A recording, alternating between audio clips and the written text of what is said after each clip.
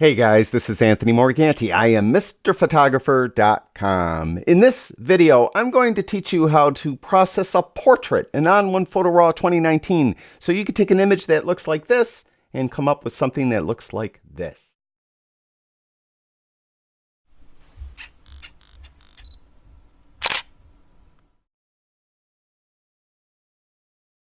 We're going to be working on this image. This is a photo of my assistant Courtney, and I'd really like to thank Courtney. She was a great sport. I asked her to come in with just a little bit of eye makeup on, no other makeup, because I needed a photo to use in all the various videos I do where I'm processing a portrait. So thank you, Courtney, for doing this for us. Now, I'm going to process this beginning to end in On1, and it's relatively easy, you'll find, to process a portrait in On1. Now I'm in the edit panel and I'm in the develop module, and I'm going to go to the tone and color tab first. Now because this was shot in my studio, I had total control over the lighting. So I really don't have to do a lot of different adjustments here. As a matter of fact, as I look at the image, I just see a little bit of bright spots on her forehead and her cheeks. So I'll go to the highlights slider and I'm just going to pull that down to kind of even out that lighting a little bit. Other than that, I really don't have to do anything else. If you're shooting a lifestyle shot or an environmental portrait, chances are you didn't have any control over the lighting. So you're going to have to do a lot more of adjusting in the tone and color tab. Just use any of the previous tips and techniques I've taught in previous videos and you should be fine. Now, as far as this image is concerned, I don't have to do anything else here. Now, I've mentioned numerous times I don't like to sharpen and reduce noise with the details tab in the develop module. I much prefer using it in the effects module because it could mask it in and out where I want. So I'm going to turn that off. Lens corrections, I just opened that, make sure it saw my lens, and it did. If you're interested in all the gear I used, including the lighting, all the settings for that gear, including the settings for the lighting, and all the exposure info, all that will be listed in the description below this video. Now, I'm done really with the develop module, but as I look at the image, there's a lot of flyaway hair. My best advice to you is when you're taking photos, when you're in the situation, you're actually snapping the picture, make sure that your model doesn't have a lot of flyaway hair because it's difficult to get rid of in On1. It's time consuming more than difficult. Now, in my case, it's a little easier because I had that seamless paper black background, so I have an homogeneous background. And if you have an homogeneous background, no matter the color, you'll be able to more easily remove the stray hairs. So, what I'm going to do is go to the retouch brush, click retouch, and because I have this homogeneous background, I could use the clone stamp tool. So I'm going to click on the stamp right there. I'm going to keep feathering at 25, opacity at 100. And the way this tool works is you need to get a sample somewhere. So what you'll need to do is hold your Alt or Option key in. It's Alt if you have a PC, Option if you have a Mac, and you can see that the cursor changes when you do that. Click once. Now I'm sampling pixels there, so whenever I need to get rid of a hair, it's actually taking those pixels. You can see that it has a little bullseye over there. It's taking the pixels from over there and putting them wherever I'm brushing. So I could slowly and methodically get rid of all those stray hairs by doing that. Now, it's best probably if you sample often to get rid of the hairs, but you would go through and get rid of them. Now, you may not have the luxury of having the homogeneous background like I do. If that's the case, you're going to have to use the eraser. It's very slow. So what you need to do is get the eraser, and the way that works is you just really paint over an individual hair and let go, and you have to let it process, and hopefully it got rid of the hair. Sometimes it will put another hair in the place of that hair. So that's why I mentioned it's really best if you make sure when you take the photo that there's minimal amount of flyaway hair. Just that'll work out best. So I'm not going to do the whole thing, but you get the idea. You're going to have to use one of those two tools, maybe both, to get rid of any stray hairs. Now I'm done with the develop module. I'm going to jump right over into the portrait module. Now most often when you click portrait, it's going to search for the face and find the face or faces of the people in your photo. If it doesn't, like my computer didn't find the face. So what I need to do is click on this little icon, Add Face, and you'll get this box. All you need to do is place this box over the face of your subject. You could resize it if you want to take the time to just get like the full face. But what I found is you're going to have to readjust later anyway. So just put it over the face. Make sure that you have the mouth and the eyes of your subject inside of that box and click OK. Now, it comes in, it puts a little mask here, and it's really just masking the face. This is mainly for the skin adjustments so that you're not softening any of the hair or eyebrows and things like that. It's just going to affect the skin. The thing is, I've never found it to be perfectly accurate, so that's why I didn't resize that box and take the time doing it. For example, if I go down here and click this little mask icon, you'll see the mask is just a circle in this case. So I'm going to have to fix that. I'll fix that later when I get to the skin part. But right now, I don't have to worry about that. What we're going to do is adjust the eyes and the mouth. So I'm going to click the eye icon first.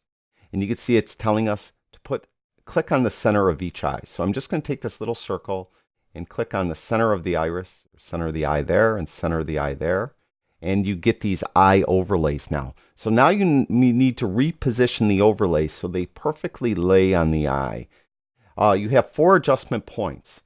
You take the side points and put them in the corners of the eye. Do that first. I found that that works best if you do that first.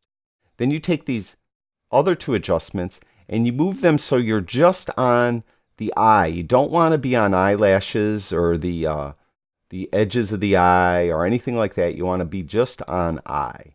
And you need to probably come in and readjust things so that you're mainly on eye. Nothing else. And we'll come and do this one. I'll try to go as quickly as possible. I know this isn't the most exciting thing in the world. Now you're going to find you can't do it exact. Don't worry. Just do the best you can. Get it as close as possible. And when you're satisfied with it, then you'll go over here to the right where it says eyes. And you can see there's 2 adjustments. One is whitening. You'll take that, move it to the right, and you'll see the whites of Courtney's eyes are getting whiter. Now this one that says detail, if I move that to the right, you'll see that her irises get more detailed and enhanced till I'm at the far right and they look like marbles. There's not a human being on the earth, I believe, that has eyes that look like that. So you're going to back this off. Now I'm going to tell you flat out, I'm not a person that processes a portrait super heavily. I prefer to do it minimally. With our high resolution cameras today, the high resolution camera seems to make each little freckle and blemish look more prominent than it actually is. So I will do post-processing to just kind of make it look more realistic, like it really looked with my own 2 eyes when I was looking at the face of the person. That's the way I do it. Everyone has their varying degrees. Now, if you're photographing for an ad or fashion or something, fine art, sometimes you're going to have to, or you may want to, process more heavily. You're able to do that. You could do degrees of processing with On1. So I'm going to bring whitening down a little bit. I'm going to bring detail down. And I'm actually going to leave them slightly over-processed, and I'm going to explain why in a minute. So to me, that's a little bit over-processed. There's before, and there's after. That's a lot over-processed, but I'm going to leave it like that. Next, we're going to go to mouth. So we're going to click right here, and now it's telling us to click on the corners of the mouth. So we'll click once there and click once there. Now we get the mouth overlay, and there's actually 4 lines we have to adjust. This bottom line, we put at the bottom of the bottom lip. The second from bottom line, we put at the top of the bottom lip. And you can't get this exact. You'll see that it's just not possible to get it so it covers the entire lip, lower lip in this case.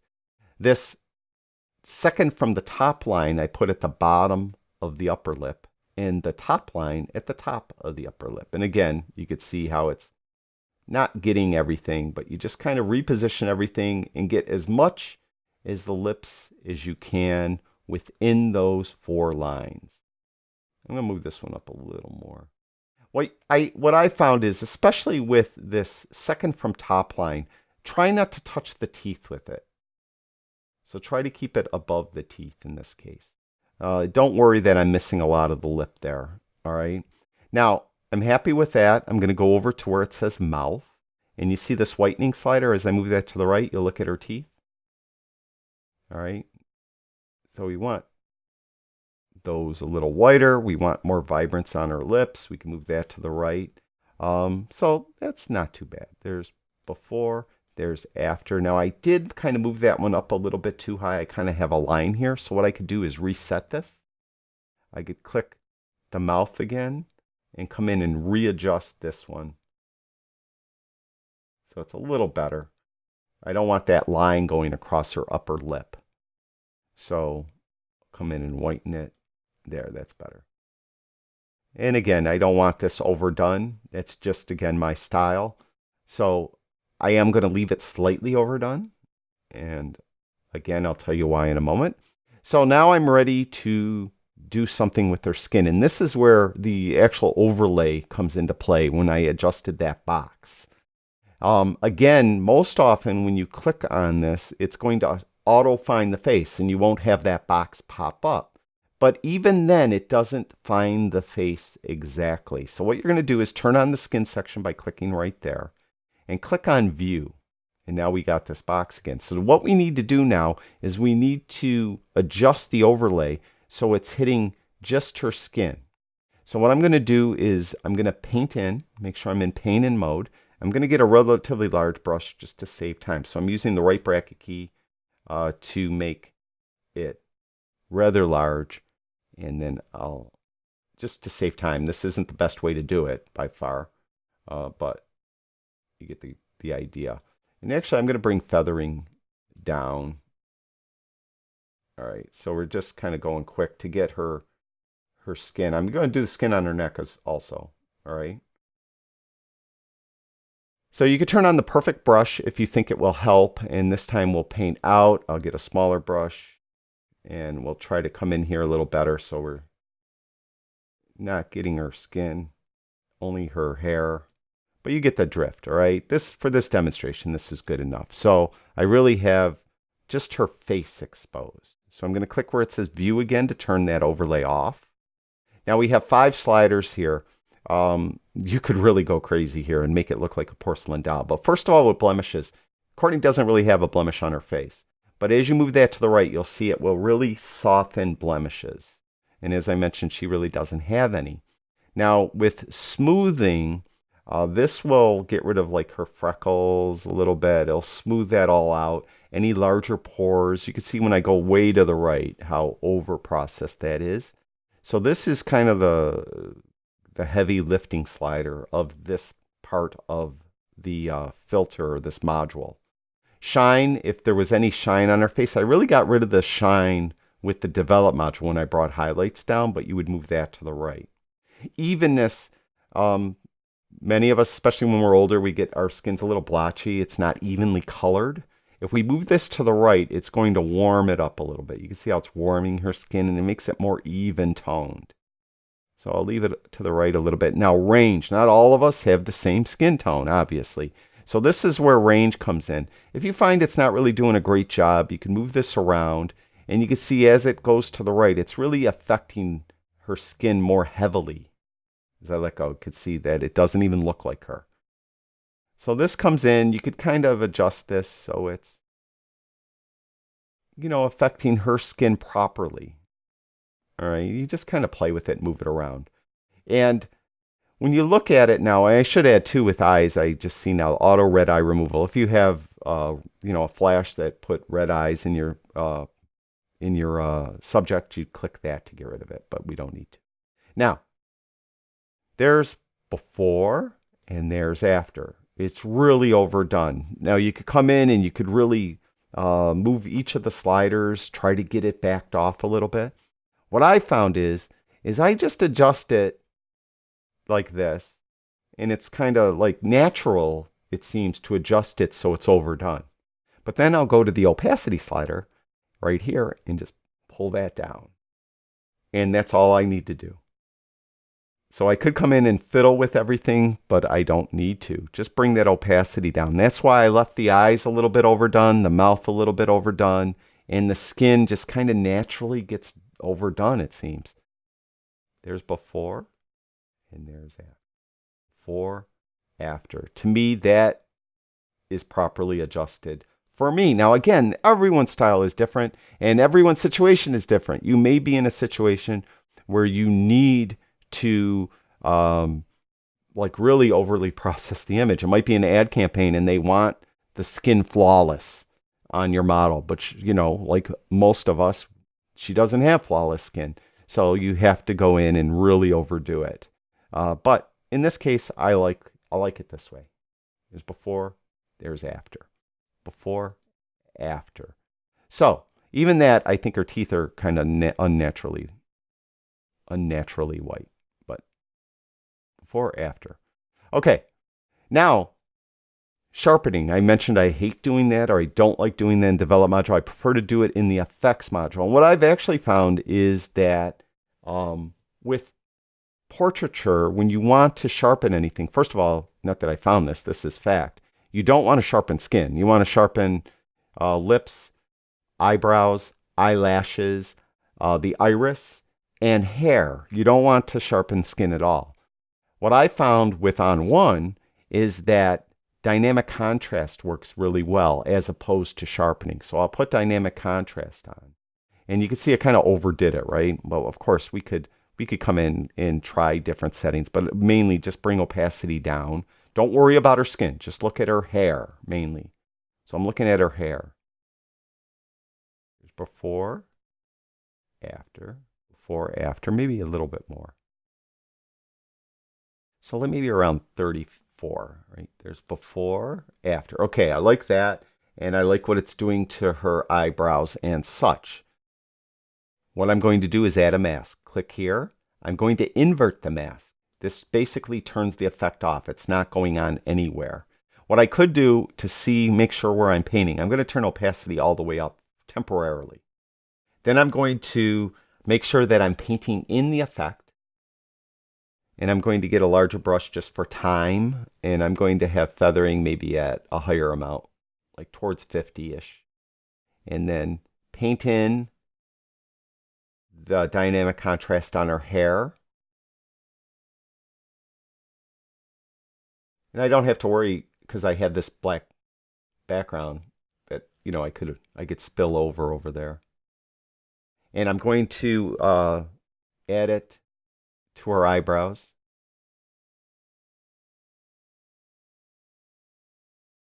And her eyelashes.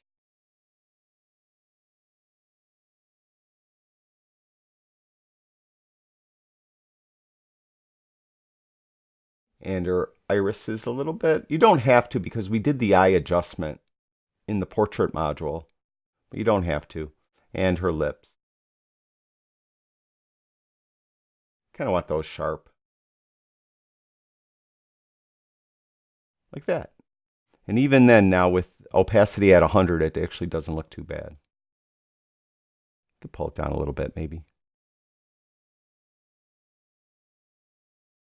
More like 40. Yeah, that looks pretty good. I consider this done. So that is the way I would do it. Now, if you don't like dynamic contrast, do sharpening. And again, sharpen the same areas, the hair, the eyebrows, the eyelashes, maybe the iris of the eye and the lips, and you'll be fine. So that's it. I think this is done as far as I'm concerned, the way I would do a portrait. Hopefully that helps and you could kind of adjust it so it fits your liking, how much you like to adjust a portrait. And two, everyone is different. You know, some subjects you might have to do a little more, so maybe a little less. Maybe you're doing a portrait of an old, like a country western singer who's ridden horses on the range and he's got a really wrinkled, weathered face. Well, you're not going to do a lot of skin softening on that type of portrait, right? So it kind of is applicable to your subject as well. But this gives you the techniques you need to know to do it. Again, in the description below the video will be all the info for all the gear I used, all the exposure info, all the settings. Check that out.